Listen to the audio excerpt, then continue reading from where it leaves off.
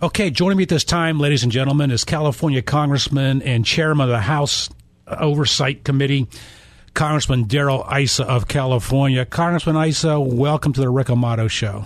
Rick, thanks for having me on. Certainly there's some important issues, and I'm glad you're willing to cover some of them. Well, and we're delighted that you take the time out of your busy schedule to join us. First and foremost, something that's on the mind of this audience, on the minds of Americans everywhere, conservatives, this is a nonpartisan issue as I see it. This operation known as Fast and Furious, as Operation Gun Runner, where the ATF has been ordering gun shop owners to sell weapons to known drug cartel dealers. And here these weapons are showing up on both sides of the borders at crime scenes. The latest news, as I understand it, Congressman Issa, your committee has subpoenaed documents from the DOJ to see who knew what, find out who knew what and when, and they're stonewalling you.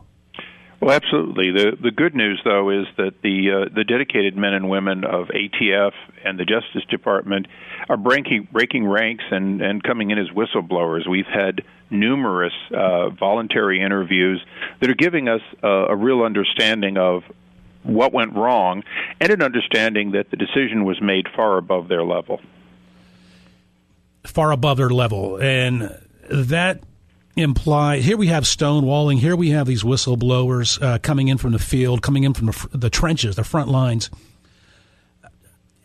Rick, what we're finding is that although some of the local folks obviously participated thinking that it was going to be well controlled, every one of them was just shocked when they found out the mistakes that were made that allowed these weapons to be lost track of, to end up in the hands of the worst, and ultimately now taking the life of 2 Border Patrol agents, countless people on the Mexican border.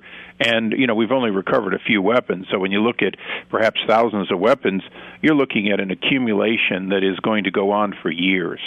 Accumulation of hurt and killed people that's going to go on for years. What's your objective with this investigation in terms of subpoenaing a subpoena for the documents? Well, our 2 objectives are, first of all, to bring justice to the families, the children, the wives and fiancés, and the parents, brothers and sisters of these fallen heroes that were killed because of these false weapons.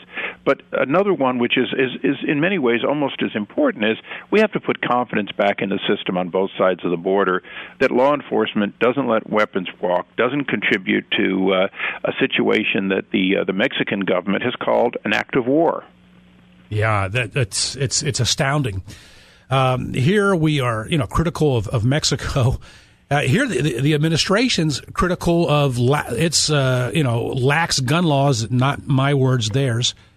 And they're. Well, you're exactly right. Mexico has extremely stringent, almost totally prohibition on weapons, except for .22s and below. And here we are allowing countless numbers of assault weapons, 5.56, 7.62, and even 50 calibers to go into Mexico to fuel gun battles that often the federales lose. Congressman Darrell Issa, is this unprecedented where a congressional oversight committee subpoenas documents from a government agency and the agency says internal policy prohibits us from turning those documents over? No. It actually looks a lot like Iran-Contra. Yeah. Quite frankly, this is the way investigations often start. You have a mistake, and instead of the administration owning up to it quickly, taking corrective action, they stall, delay, and cover up.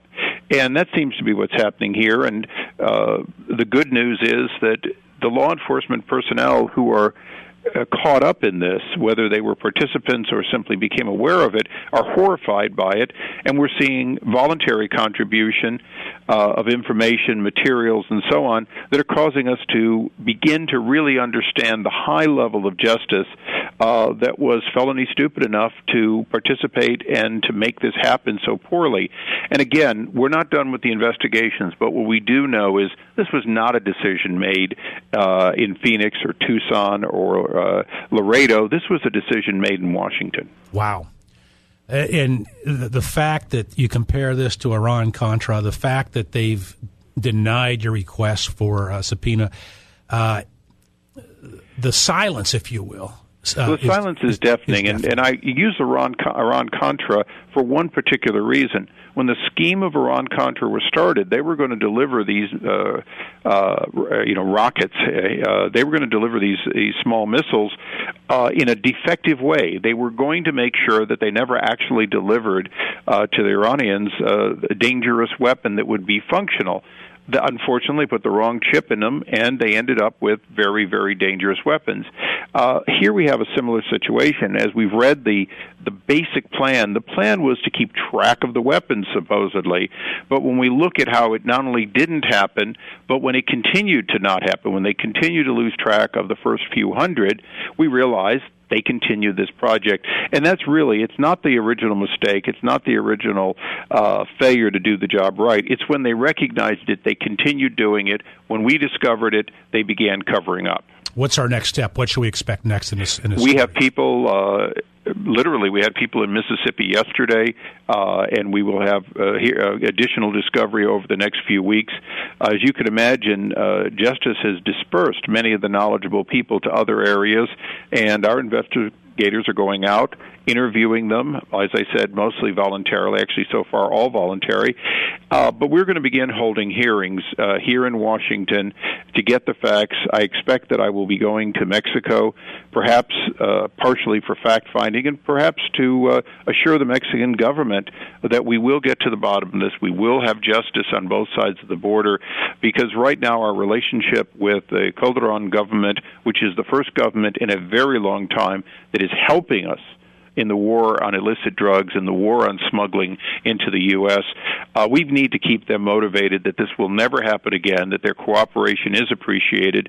And as a border community, San Diego is very aware that crime on one side of the border reflects in our economy and sometimes spillover crime. But when you look at our most of the major fleets of cruise ships no longer stopping in San Diego, they've already announced that, because they can't safely go into Mexico. It represents billions of dollars in lost revenue to San Diego.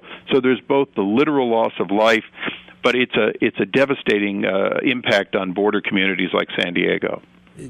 The final word on this, the president went to El Paso the other day and sort of mocked those who called the border cities dangerous and talked about moats with alligators. We actually interviewed El Paso resident Joe Loya last night, the father of formerly imprisoned Border Patrol agent Ignacio Ramos, and he was just angry and furious at those comments.